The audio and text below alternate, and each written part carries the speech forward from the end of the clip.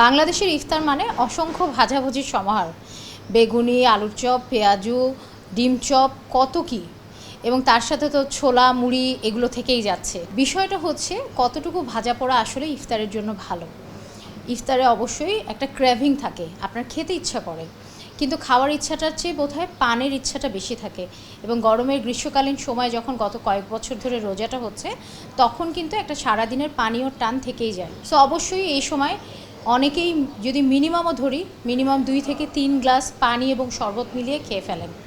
আপনার stomach capacity চিন্তা করেন, এই যে এতটা পানি বা পানীয় জাতীয় খাবার খেয়ে ফেলার পরে আর কতটুকু জায়গা থাকে, এবং সেখানে যখন আপনি এই ভাজা পোড়ার বিষয়টা চলে আসে, তখন সেটা তৈরি করে একটা হেভিনেস, খাওয়ার পরে অস্বস্তি, তারপরে হচ্ছে মনে হয় পেট ফাঁপা লাগছে, এবং যার পরিপ্রেক্ষিতে যেটাকে আমরা বলি অ্যাসিডিটি, গ্যাস ফর্ম হওয়া, এই জিনিসগুলোর কিন্তু কন্টিনিউশন চলতেই থাকে ইফতারের পর থেকে। এবং সেটা আরও প্রকট হয় যখন এই ভাজা পোড়াগুলো বাইরে থেকেই কিনে নিয়ে আসেন আপনি।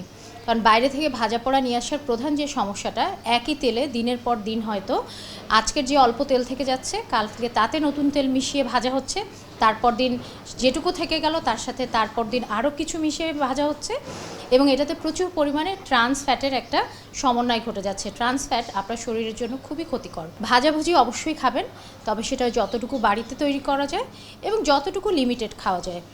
আপনার ইফতারের টেবিলটা সাজাতে হবে এমনভাবে যেখানে অর্ধেক পেট ভরবে ফ্রুটস এবং ভেজিটেবলস এবং হচ্ছে এই ফ্রুট জুস অথবা শরবত দিয়ে, আর বাকি অর্ধেক আপনি ভাজা পোড়ার অল্প পোর্শন খেয়ে আপনি ছোলা জাতীয় খাবারটা খেতে পারেন, চিড়া খেতে পারেন, যেটা আপনার পেটকে ঠান্ডা রাখবে এবং ইফতারের পরে আপনাকে কোনো অস্বস্তিদায়ক একটা সিচুয়েশানে পড়তে হবে না।